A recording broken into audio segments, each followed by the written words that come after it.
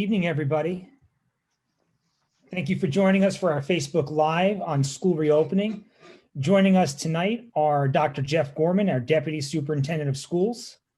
We have Mr. Michael Policio, our Assistant Superintendent for Buildings and Grounds.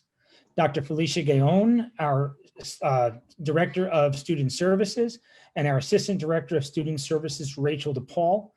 Dr. Hamilton will be joining us momentarily. Dr. Gorman. Good evening, everybody, and welcome to our Facebook Live parent information session. As we are nearing the return to school for our students, we wanted to go over some procedures and some protocols, what you can expect in a day for the children that are returning, and what to expect for the children that are still remote. On Monday, the 16th, which is the beginning of the second marking period, our K-3 students will be returning to school that have opted to go face-to-face with certain select special education classes as well. We have been doing an extensive preparations for the district, including going through all of the buildings, making sure all the right protocols are in place for safety procedures. We've been setting up thermometer stations for kids, logins. There'll be a sign-in for children as well when they cut for parents the night before to allow kids to be in the classroom. Kids will be wearing masks and should come prepared to school on Monday with masks and an extra one. And if they forget, we will have an extra one. And so we wanted to go through what a day looks like for a student as we return. Now, the difference between where we started out and how we are ending up now is that we are moving towards a synchronized model. So all students will remain having the same teacher that they've had before they came to school. They will follow their regular schedule as if they were in person, and the teacher will be teaching the kids at home and then the kids that have chosen to come to school together at the same time. It's called synchronized teaching, and the continuity of instruction for the teacher to all their students is really important. That was some of the feedback that we got, is that we didn't want teachers changing their teachers with students. And I believe Dr. Hamilton is just about on here with us, Mr. McCormick. But basically what we wanted to do is take you through a day in the life of a student. Dr. Hamilton, welcome. Hello, everybody. Thank you so much for joining us this evening. We're going to try to walk you through what to expect next week. Let me preface this with some details and kind of address the obvious. We are monitoring the data. We are well aware that cases are increasing across the state, across the nation, and we are very mindful of how this might impact our plans. As of right now, we are proceeding with our reopening plan in 3 phases in 2-week intervals beginning November 16th. Our K-3 students will return. On November 30th, our 4-8 students will return. And on December 14th, our 9 through 12 students will return.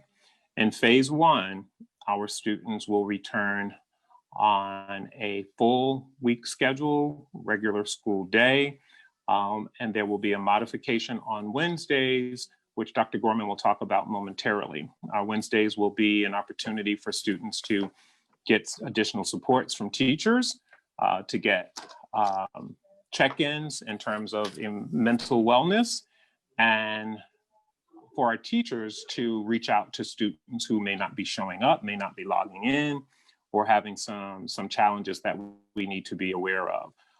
So Dr. Gorman, if you'll just go ahead and start going through the school day, that would be great. And then we're going to talk about what PPE looks like in the classroom, what breakfast and lunch will look like, arrival dismissal times, and what you can expect in terms of specials that will be provided in the classrooms. Absolutely, Dr. Hamilton. So I started to do that before you got on, and I'll continue right where I left off. So on the Monday, this coming Monday, which is the 16th, we will be bringing back our K-3 students. On November 30th, we'll be bringing back our 4-8 students.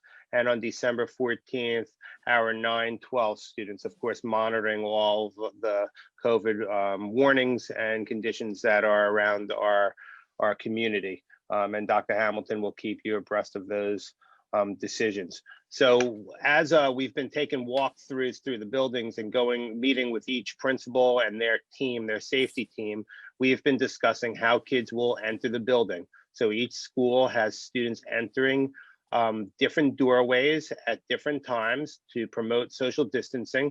As I mentioned before, all students and staff will be wearing a mask and they will be maintaining social distancing regulations. And we will be bringing them in one at a time and taking their temperature. And will also be checking that their parents have filled out the COVID questionnaire, which basically attests that they are not sending their children sick to school. They will hit their grab and go breakfast according to their school plan. And I know, Dr. Hamilton, all of the schools have done open houses and prepared their families through virtual meetings, I do believe last week. And then they'll start the instructional day. The teacher desks have been strategically placed. Barriers have been put place. We have seen signage on the floors and in all of the schools. There's hand sanitizing stations, and we have protocol in for visitors, which we do not expect many visitors in our schools. And we have plans to make sure that everybody is as safe as possible in our schools. The teacher will be broadcasting on their smart board. So the kids will be zooming in while the teacher is on their smart board. And we are hoping that the instruction will replicate a lot of what is being done already with Nearpod and all of our digital tools, and we'll continue that way. And the kids in front will be asked to bring their laptop or device to school, and so they could participate. They will not be zooming into the class, but they do receive an enormous benefit, Dr. Hamilton, of interacting with their teacher, with their peers, while maintaining social distancing and safety procedures. And that's really important for our students. And I know that's a lot of what we've talked about is making it safe and getting that interaction. Kids need to be in school, as simply stated, and we are moving towards that in a very difficult time. So thank you for that, Jeff. So there is also some clarity we need to provide in terms of how computers are being utilized in the classroom, because I know there's some misinformation out there about the computers being in the classroom and what's the point in kids coming to school if they're going to be Skyping and they're not Skyping or Zooming in the lessons. The computers are designed very specifically to help our students take advantage of all the digital tools that we've made available to them. This is really designed to enhance the learning experience. It's more current than many of our textbooks, although we have made a considerable investment in textbooks. So when we do get back to normal, whenever and whatever that may look like, those devices, those tools will be available. But we have really tried to take full advantage of this remote instruction that we've been in and really ramped up digital tools for our children. Now, I know there's some criticism out there about the decision to reopen schools. And parents, you have to make the decision that's best for you. I can't make a decision that's going to appeal to almost 7,800 families and try to appease everyone. I'm doing what I believe is in the best interest of our children, and children need to be in school so that instruction can continue. And so for those of you who are comfortable enough to send your children back to school, please do so. And those of you who are not, please feel free to keep them home and take full advantage of the remote learning that will continue. This is a very challenging time, a very difficult decision, and our community is clearly divided on this since our survey clearly represents 50% of our community is ready to come back and 50% is not. So I like your comments in the chat to be in that vein in terms of getting information that will help guide your decision rather than criticisms about the decision. This is where we are and this is what we are doing. There is only one motivation, and that is to get our kids in a structured learning environment so that learning can continue continue, teaching can continue, and that our children are ultimately the beneficiaries of that. In terms of the survey, each morning you will get a survey. We do ask that you complete that survey and get in the habit of completing it. It's a 4 or 5 question survey that takes 10, 15 seconds. And the survey is very simple. What you've encountered if you've gone to the doctor or if you've gone to any kind of structured environment, professional environment. They're asking you, have you been around anybody with COVID? Have you had a fever? Did you have COVID symptoms? And all you have to do is answer the question yes or no, click submit, and that will generate a report to the building each morning. We've been doing this at central office as we have been open there conducting business. And it is really a very, very quick tool to utilize. We are trying to get that to you by way of text, so you don't necessarily have to open your email to complete it. And we're hoping to have that in place. But meanwhile, until you hear otherwise, please anticipate that that will be coming to you by way of email. Dr. Hamilton, we're really close. There will be a report that will be available. We're really close on the text feature, Dr. Hamilton. We should be able to test it tomorrow, and we should be able to put that in motion by Monday. So I just wanted to give you that breaking news. That'll be great. No, that is great news. So that'll make it a lot easier, frankly, because you'll get a text, and I think we're more accustomed to checking text messages on our phones than we are emails, and that's what we've been working to do. So that's good to hear. So you'll get a text, complete the survey, send it. It will generate a report. And each day, students, people who are monitoring the doors, security folks or monitors will be at the doors, and they will be able to check. If students should not enter the building, meaning they've answered, yes, I have a fever, or yes, I've been exposed to COVID, or yes, I've traveled outside the state, they will be sent to an isolation room. We do not want students sitting in the isolation room for extended periods of time, so please plan to be able to pick your child up if they have answered a question that would indicate that they should not be permitted into the building. While in this isolation room, students, of course, will wear PPE or protective equipment, and you will be notified to pick your child up or give us more current information. This text is coming to the parent and the student if we have a number for the student, or if we have a parent, a student email, it'll go to both. So all you need to do is respond to it once. Also, we are looking into how we will best determine how to report. So right now there is a process in place. When a student tests positive, we are required to report that to the state every day by 4 o'clock. Any positive cases that we have, whether they're staff members or students, they must be reported every day at 4 o'clock, by 4 o'clock. That will then trigger data report card that is available for your reviewing at the state website. Now, when a case is positive, it generates a particular protocol. We report it to the state or the county. They will then contact positive people and generate a contact list. That contact list will then generate contact tracers. Anyone that child or that staff member has been exposed to will get a call from the Department of Health, not from the district, notifying that you or your child, or whatever the case may be, may have been exposed to COVID. That will dictate a closure or quarantine, depending on the scope of that exposure. Since our children, particularly in phase 1, will not be changing classes, those closures will be very limited, frankly, because we don't have any reason to believe that if a child is in room 101 and that class is COVID positive, there would be no reason, in most instances anyway, to quarantine the entire building because students are not changing classes. However, in the instance where a special teacher may be in that classroom and that teacher may have 5 or 6 other classes that they provide instruction, then the quarantine could extend to those classes. Very few exceptions in phase 1 will require a full school closure. Now, when we get into the secondary schedule in phases 2 and 3, that'll be a little different because students in departmentalized schedules will be changing classes and will be going into other parts of the building. So that may be a little different. But right now, we do not anticipate a full building closure in phase 1 if there's a positive case, again, depending. The other thing that I want to share with you is on the state report card, you will see that there are a certain number of cases already reported for Mount Vernon. The school has not reported any student cases because our students have not been in the building.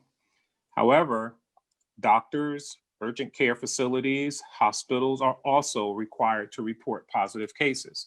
So when you see that there are 20 cases, 30 cases, 50 cases, whatever the number is on the state report card, and the school has not reported any, that does not mean that we are misreporting to the state. It simply means that we haven't had kids to report.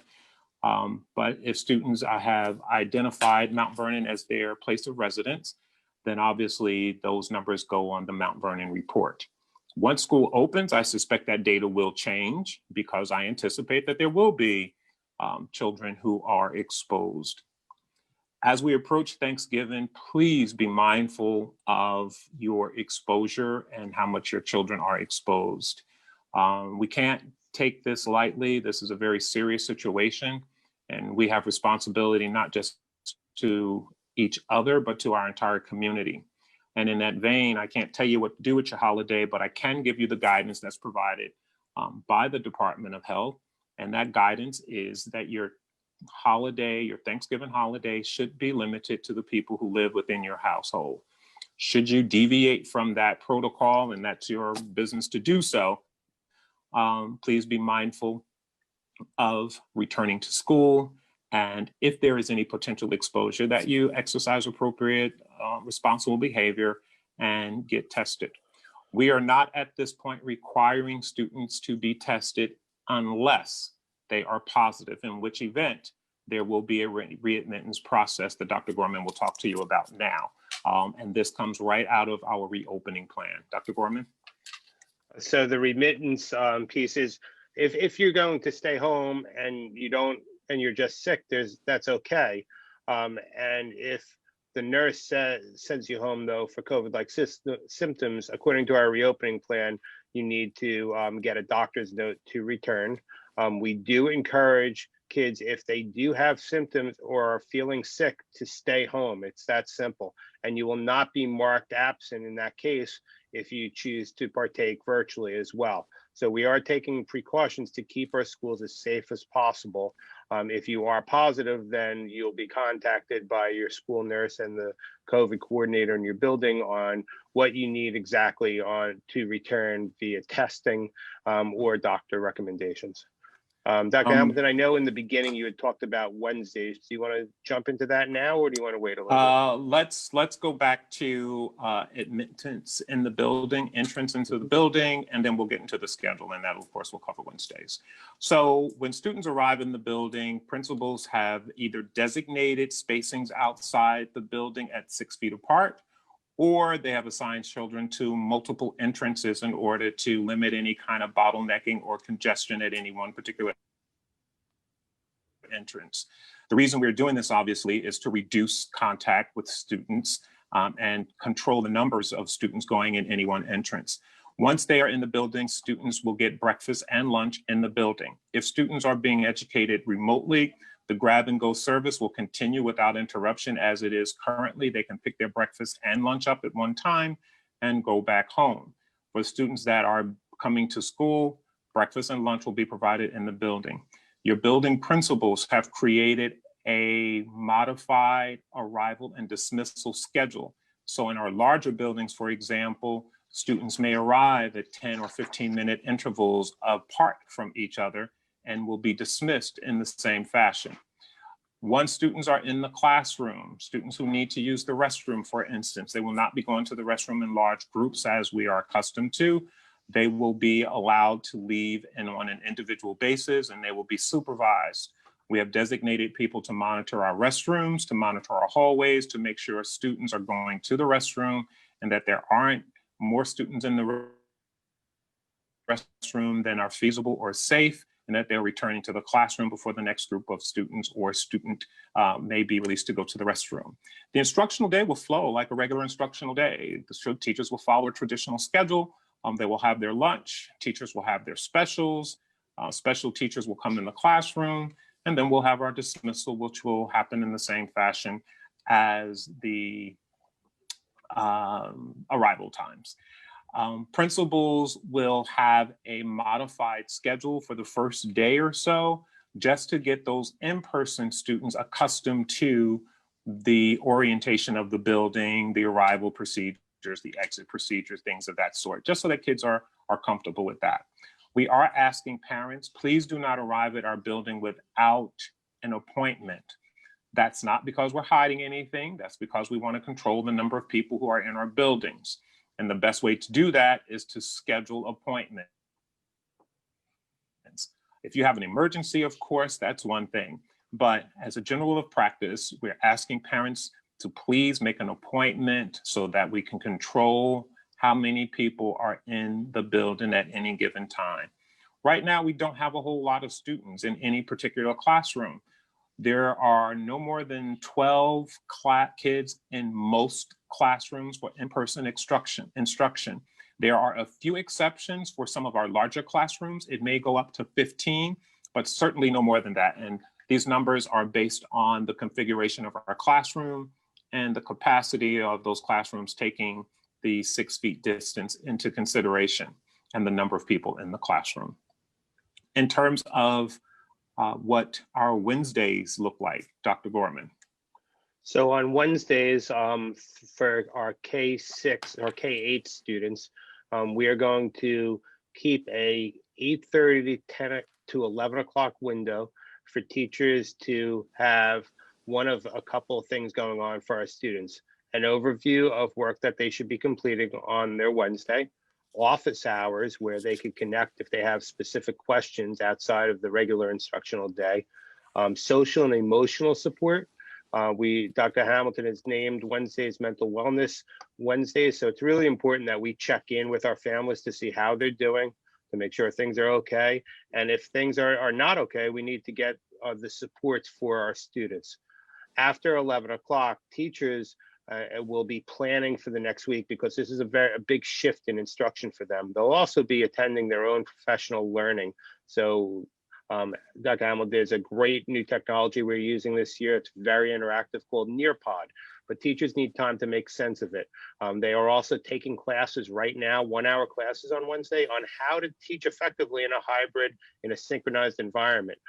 This has been a real paradigm shift for a lot of us because of the pandemic.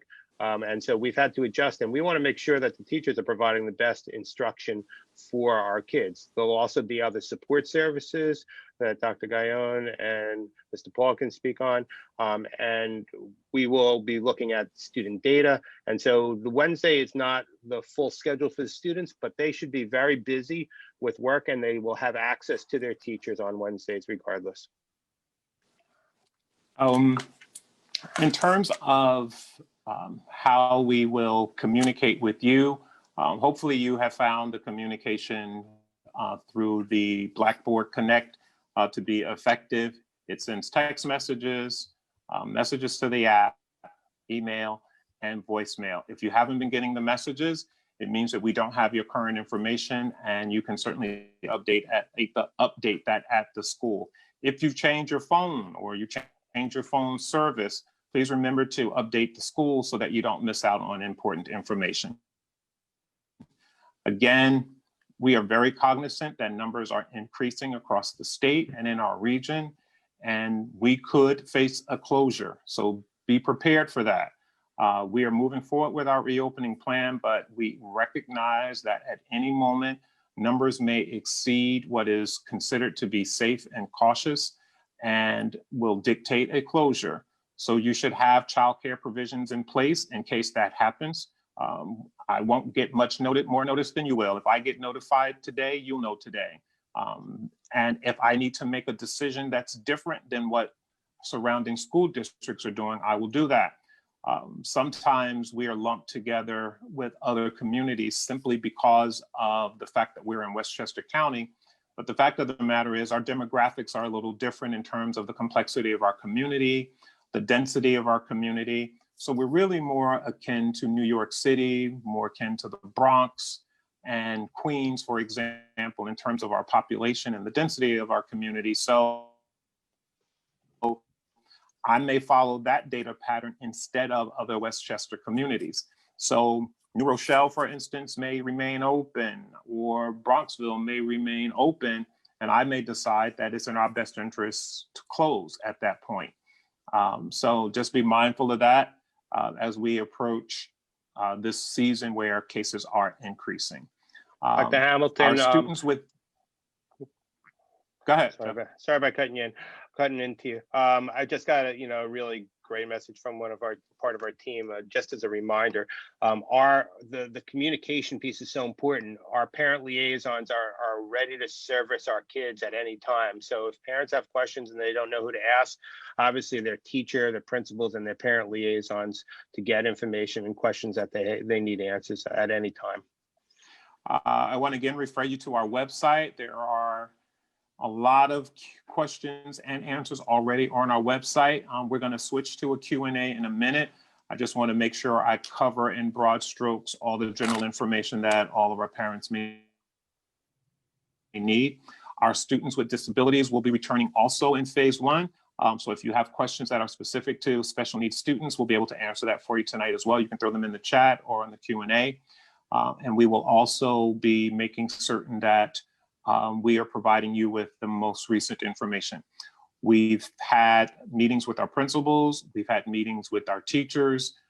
They have this information. And I have to tell you, not every teacher is ready to come back to school. We know that. We understand that. And there are some teachers who have applied for and received certain accommodations which may allow them to work remotely. This is because the governor has created options available to not just staff, but people in general who may have certain pre-existing conditions that requires that the employer make accommodations for them. If that should be the case, we will make those adjustments. And I think we are pretty close to being finished with that. We know at this point who those teachers are. We're also working to make sure we have 2 people in every classroom to support teachers and students. We know it is not an easy thing to do, to coordinate teaching virtual students and in-person students. Dr. Gorman and I have visited school districts to see how this looks in practice and believe that it is very manageable, particularly with the class sizes that we have selected. I want to remind you, however, that you cannot switch from remote instruction to in-person instruction unless there is a vacancy in that classroom.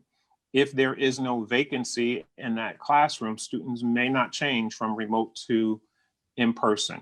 You can switch from in-person to remote, obviously, because that has no space limitations. And in those instances, when we have a waiting list, where we may have a wait list of students who want to come for in-person instructions, as seats become available, we can make that switch. But otherwise, your request will not be honored if you are switching from person. We will also be having, we've had some transportation issues, not in terms of availability, but just some contractual issues. So those students who are eligible for transportation, which is some of our students with special needs, you'll be getting a special call or communication relative to what that schedule looks like. There will be a temporary schedule in place for the first few days of schools and first few days of school until we iron out the details with our new bus company. We've had some contract disagreements relative to transportation. And so that's what that is about. We are reconciling that through the legal parameters available to us. So we went through arrival, we went through dismissal, we went through the instructional day, we went through what to expect in the classroom in terms of PPE. We do ask that you send your child to school with a face mask that is designed for their face size. Their face size is different than that of an adult. Most masks are adjustable. And we will have masks in school for students who forget them, lose them, drop them, soil them, etc. But it is always a good idea to send your child with their own hand sanitizer and their own masks. Yes, we have plenty of masks should our students forget them or need them, but we don't know how long we'll be in this environment or if supply should become scarce at some point down the line. So to help ensure that we keep a steady inventory, it is wise for you to send your child to school with their own. We do have plenty though, and we are prepared. We have been increasing inventory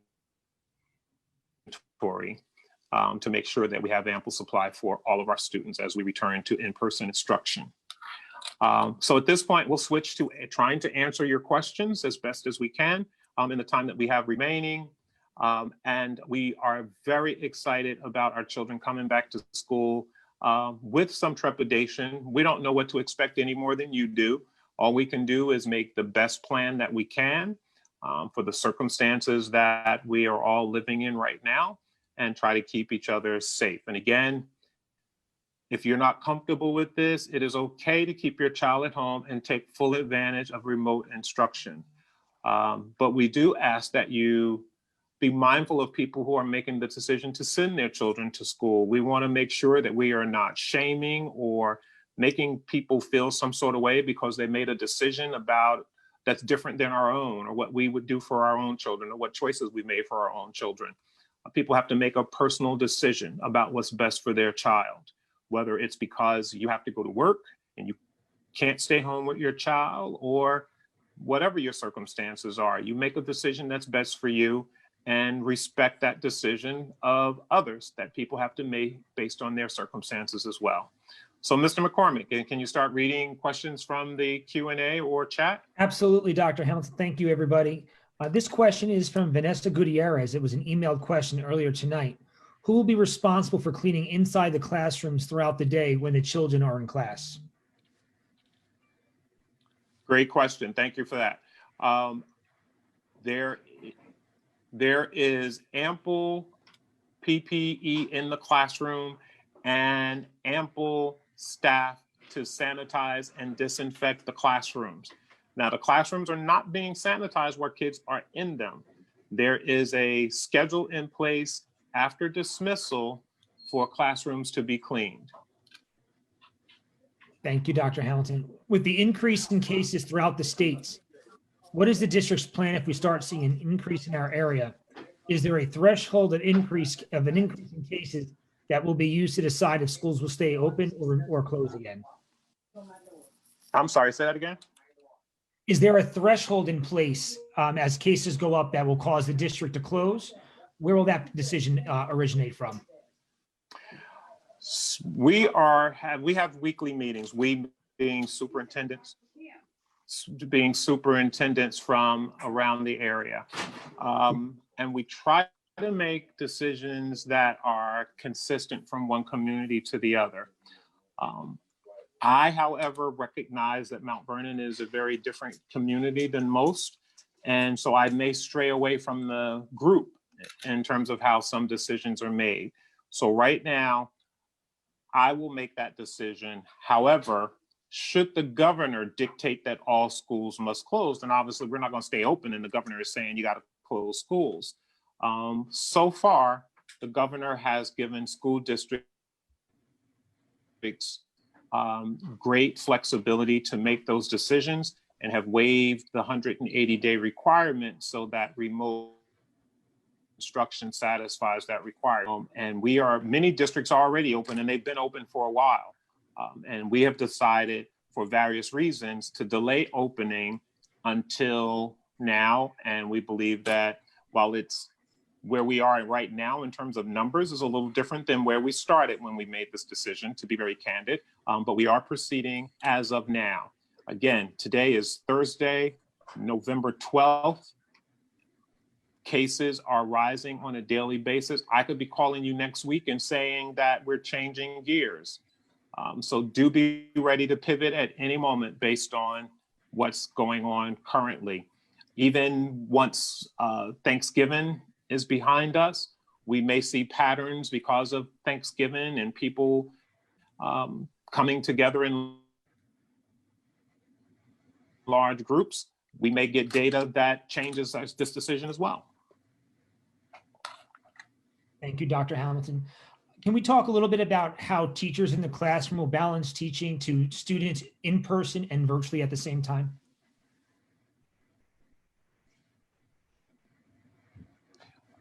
Again, we plan to have 2 people in every classroom so that teachers have some support in order to do that. Not ideal, but there's no way around it. We can't have teachers in class with just 12 kids and somebody else in the virtual world for the other part of the classroom. This is the best situation that we could accommodate in order to get kids back in school. Not ideal, but we believe it can be done, and we've seen it be done. We have some exceptionally talented teachers in our district, and if other communities can do it, we certainly can. Can we talk a little bit about what extracurriculars will look like and if there will be extracurricular activities for students? There will be extracurricular activities, and you're freezing up on my end a little bit, Rick. So if you could just read a little faster so we can try to get to a few more. But if I lag behind, it's just because connection is a little slow. Dr. Gorman, you want to take the specials? I know you've been working with the principals on those schedules. You want to take that in terms of what specials Sure. will look like? Sure, a couple of things. Before, Dr. Hamilton, you had mentioned about what it could look like between hybrid and special. So let me just give you an example as the flow of things happen with this virtual and regular classroom. So one of my son actually is in a similar situation back home. He was only one of a couple of kids coming to class while the other kids were virtual. The teacher did her main lesson with them, gave the kids in the classes an assignment for about 5 or 10 minutes. And during that time, she actually worked with my son in the small group in front of her. So that was a mix of both the virtual and the in-face and the balance, but it's going to take time for teachers to get in a rhythm. As far as specials are concerned, we are basically pushing our specials into classrooms while maintaining social distancing. So we had some conversations today with principals about getting kids to get up and stretch and move around a little bit within the containment. But for the most part, our specials will operate as is, but they'll have the virtual kids with them, and they will operate in an area where we obviously don't want to create perspiration and sweat and a lot of physical contact, any physical contact with each other. But within those parameters, they will be functioning as they normally do. We got earlier, could teachers take kids outside if they wanted to? Weather permitting, that's possible. However, you have to be mindful that that won't work in every situation because teachers have their virtual kids as well. So teacher can't take her 12 kids outside and leave the virtual kids sitting there waiting for her to come back. We will have 2 people in the classroom, so teachers will be able to co-plan and co-teach and may be able to make those concessions, but that may not happen as succinctly in every situation. So just be mindful of that. Next question, sir. Can we talk a little bit about how related services for our special education students will be provided in this new environment?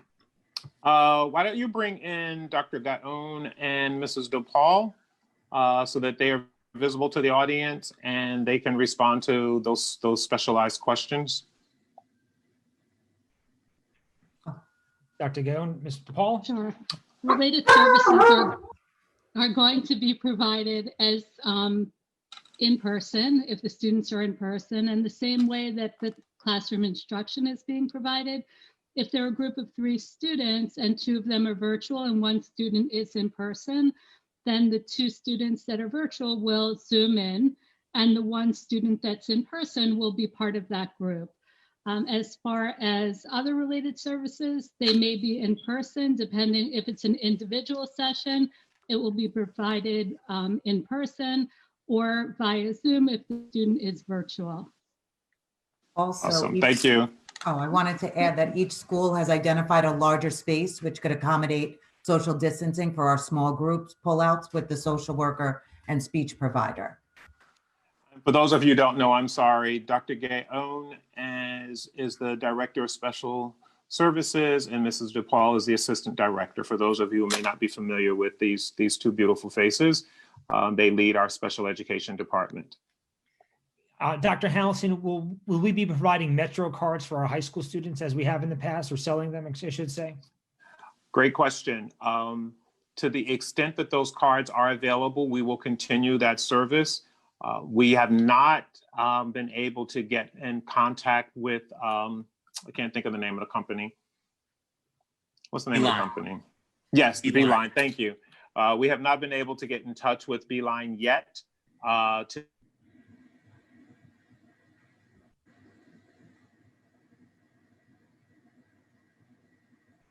Did Dr. Hamilton? To make that happen available to us. I don't know if Go ahead, cut off, Dr. Hamilton, you had froze for a second on some of our end. Can you just repeat what you said? Oh, I'm sorry.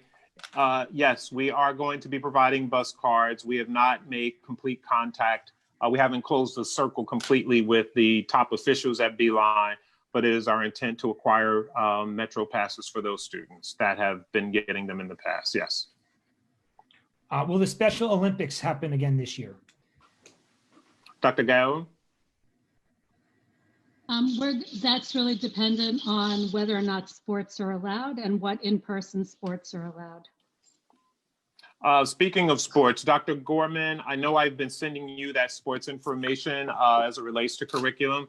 Can you share with our families what the rollout of the sports schedule looks like amidst COVID? Yep, I know we've been pushed back a little bit. I do believe there was an update last week where we were going to start the winter sports on November 30th. I think it was pushed back again, but we do require all of our athletes to get tested. We've changed the schedule for low impact sports, moderate sports, and then the possibility of moving those certain sports to the springtime. That is posted. There's a presentation on our website. The exact specifics. Of course, if anybody has specific questions, please feel reach out to us or Mr. Semino, our athletic director, or their building principal, and we'll get them the most up-to-date information. Great. Next question, please. Talk a little bit about the isolation rooms, who's going to monitor them and how they'll be utilized. We are hiring people to cover the isolation rooms. They will be utilized for people who are symptomatic of COVID, not necessarily have COVID, but may be symptomatic of COVID. And we also know that our school nurses are familiar with student history. We may have students who have a history of allergies, for instance. They will not necessarily be sent to the isolation room. But if the nurse is not sure, she will make a determination as to what students will go in the isolation room. They will be there until they can be picked up. Thank you. Will the IEP students at the high school be attending every day or every other day? Is there a cohort, or is Wednesday off for cleaning? Great question. Dr. Gowan? So right now, the students that are in life skills programs are coming in the same way that students across the district are coming in. So they're coming in the 4.5 days a week. And when the students come back, and if they're in integrated classes, that will mirror the students in, I think it's cohort A or cohort B. Ms. DePaul, do you want to add on to that? We're good? Yeah, so that's really how it's going to be. It's the 4.5 days. And then alternate days for other students. Thank you. Mr. Policio, can you talk a little bit about the cleaning protocols that you have put in place and what deep cleaning on Wednesdays might look like? So good evening, everyone. So Wednesdays is going to look pretty much the same as all the other days now, because we do have staff in the building on Wednesdays. So the deep cleaning will happen every night, all 5 nights, beginning at 3 o'clock when the building empties, until, in certain cases, until 9, 10, or even 11 o'clock at night, depending upon the school. So we'll have a 3-phase cleaning program that will start early in the day when we walk around and disinfect and wipe high-touch areas. Then we come through again in mid-afternoon with a clean wipe to get any residue that might have been left from phase 1. And then phase 3 is the electrostatic disinfectant that we will spray every evening in every building. Dr. Hamilton or Dr. Gorman, can we talk a little bit about recess for our students? So recess will happen to the extent that it can. And again, this is a building-based decision because the enrollment varies from building to building and class to class and grade to grade. Where it is conducive for students to go out for recess, they will be able to do so. There are breaks scheduled throughout the day so that students get the appropriate breaks that are age appropriate and developmentally appropriate. So that will, I can't give a blanket answer to that because it really does vary building to building, school to school, grade to grade. I do want to say this too, by the way. I got an email over the weekend from a parent over the holiday. So it was yesterday. Yeah, yesterday, about parents hosting birthday parties and social events for students, like play dates and things of that sort. You really have to be mindful of the fact that when you host events, there are students who are being put at risk and they go back home where they have grandparents who may be elderly and have pre-existing conditions, or may come around their teachers as we approach next week and who have pre-existing conditions. So we do ask that you exercise extreme discretion. At the end of the day, I can't tell you what to do at your house and how you run your home. And I can't put any parameters on that, but I can tell you that when we hear information that children are having parties and people are not wearing masks, we are alerting the Department of Health as parents make those kinds of concerns to us so that they are aware. And to the extent that they follow up and issue fines or summonses for people who are violating established protocols about large group gatherings, that's at the state. But if I hear those complaints from parents, and I believe that they are credible to some extent, then I have the obligation to make those reports to the Department of Health. So please be mindful of that.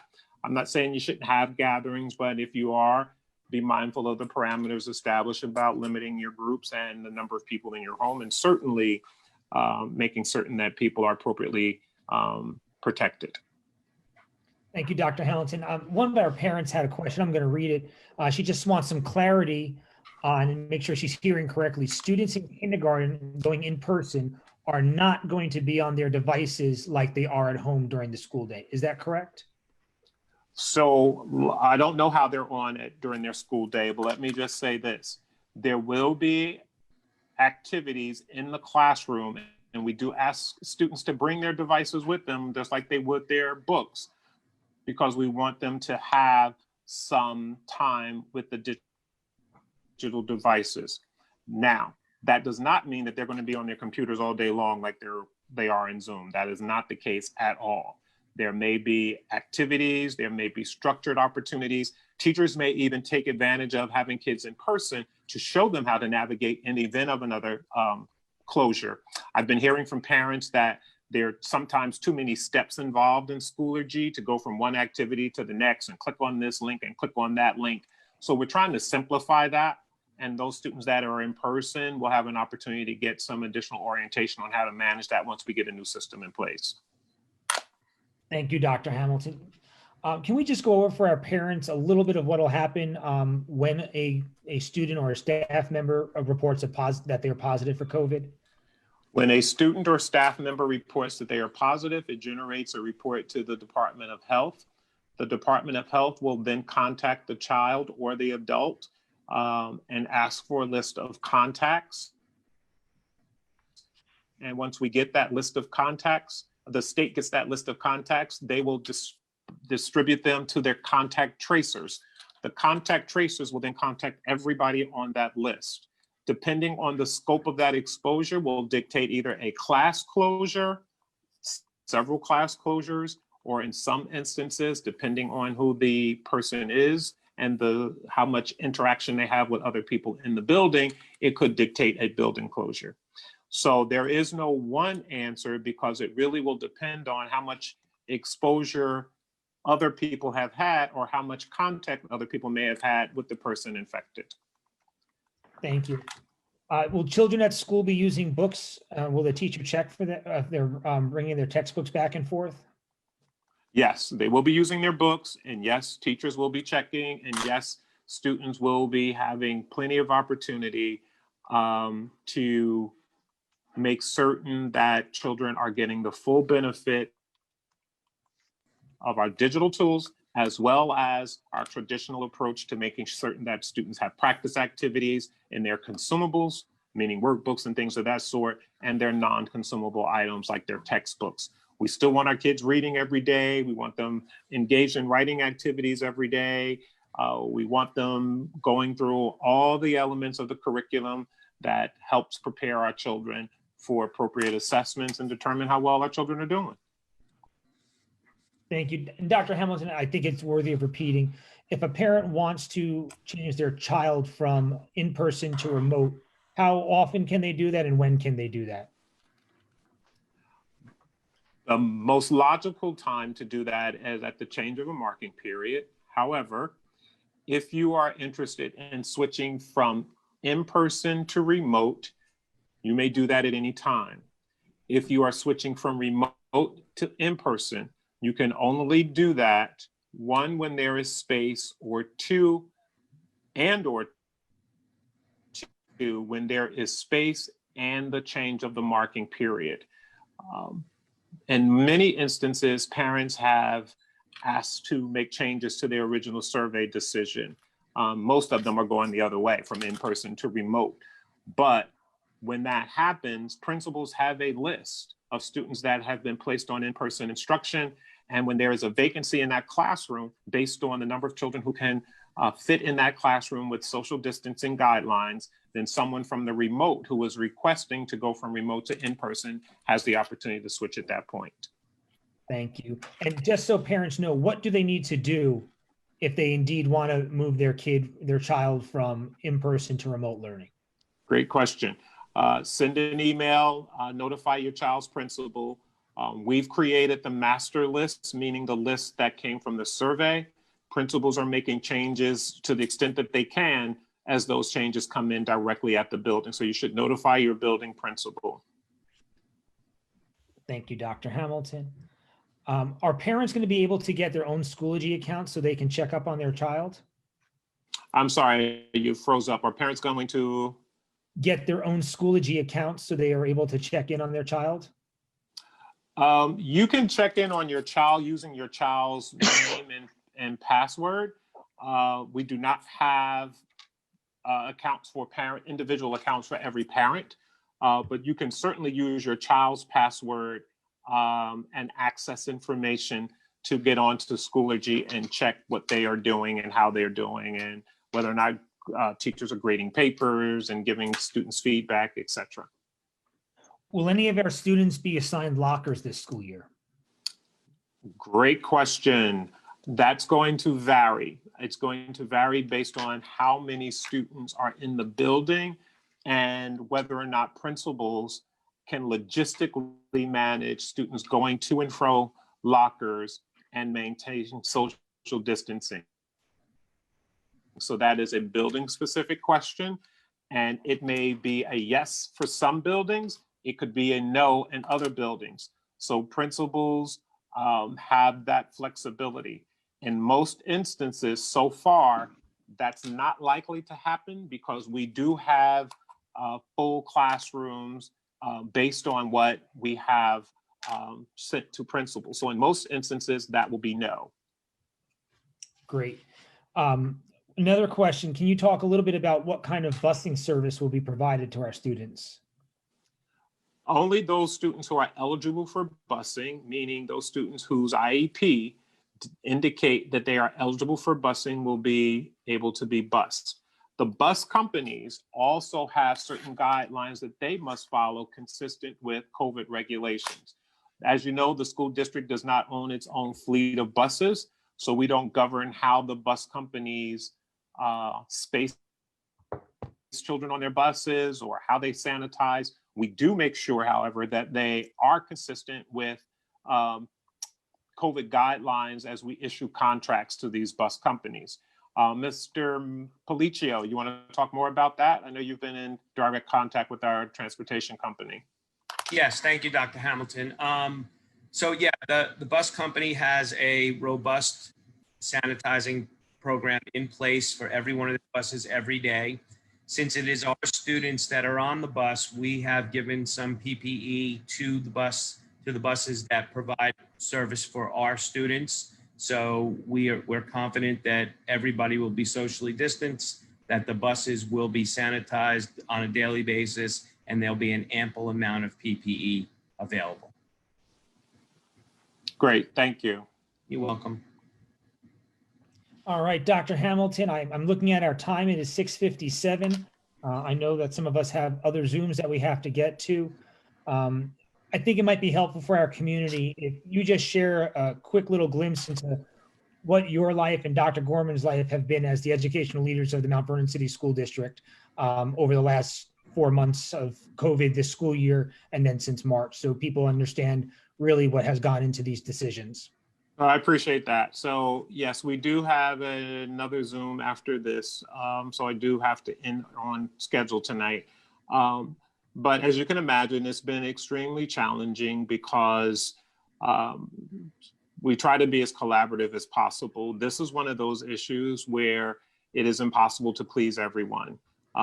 So I have reconciled that there are going to be people who are not happy with whatever decision we make.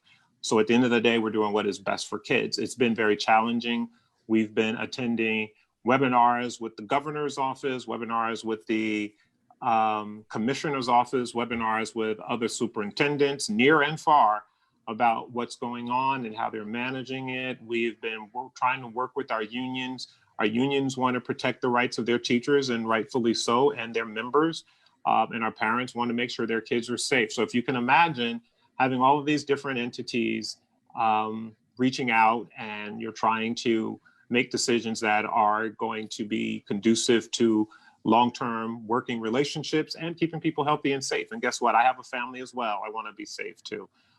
So it's been very challenging, but I fully recognize that we're all learning right now. We're all learning how to cope, and we're all trying to manage. And I just ask for your cooperation and your indulgence. And please be mindful and respectful of decisions that other people make about their children. There's been some comments I've seen on Facebook that parents have made about other parents who have decided to send their children in, which is, in my estimation, inappropriate.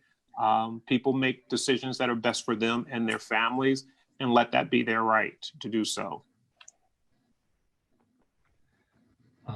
Any final comments, Dr. Hamilton, Dr. Gorman? Before you go on, Jeff, Dr. Gorman, I just want to say one thing. Principals have this information as well. Now, principals all have their own communication style and how they respond to questions, but I haven't said anything on this webinar that our principals haven't also heard. So if there's information that you're hearing that's not consistent with your messaging from your building principal, you can reach out to them for clarity, or you can reach out to me for clarity. And I have been responding to all of my emails too, by the way. So I'm getting on average 230 to 250 emails a day. So I may not get to you in 24 hours like I always try to do, but I am answering all of my emails. And Dr. Hamilton, one quick question. I would be remiss. I missed it earlier. Can you just talk a little bit about shields? Are shields an acceptable alternative to masks in the classroom? Shields are not to be used in lieu of face masks. They can be used in conjunction with face masks. But students who come to school with just a shield on will also be asked to wear a mask. They can wear shields, but they will also be asked to add a mask. You cannot wear a shield instead of a mask.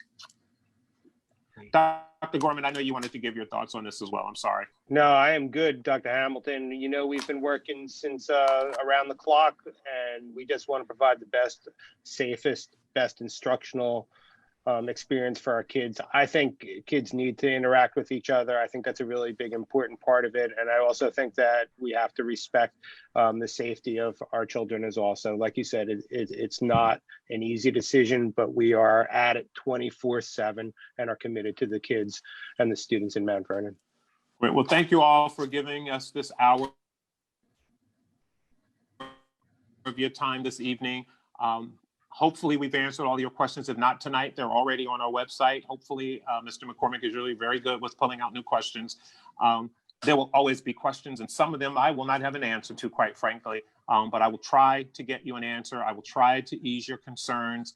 And most importantly, we'll do everything we can to keep your child safe, keep our staff safe, and keep your family safe. So thank you again for tuning in. Be safe, be well, and know that I'm praying for you every day. Thank Good night, you. all.